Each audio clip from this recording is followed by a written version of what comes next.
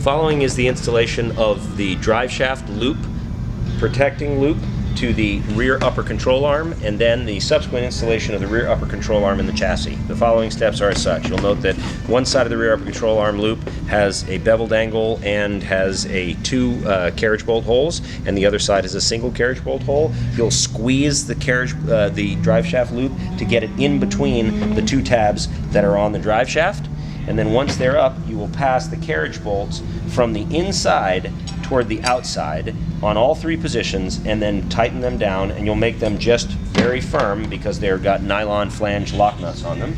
Then when that assembly is together, you will flip the upper control arm, and you will bring your bolts with you and your nuts. I'll take one just for demonstration purposes. And you'll bring it over to the car, and you will pass it. The car is now tilted 90 degrees up onto the driver's side. Then you will pass this in to the brackets above the cross member here on the chassis, and you'll pass it into the brackets, and you'll need to do a little bit of manipulation to be able to get it in, but it should be pre-measured to slip pretty well. And then what will happen is you'll take both of the bolts, and you will go from the inside all the way through to the outside, and then put the bolt. And you'll do the same on the bottom one. You'll go from the inside all the way through to the outside.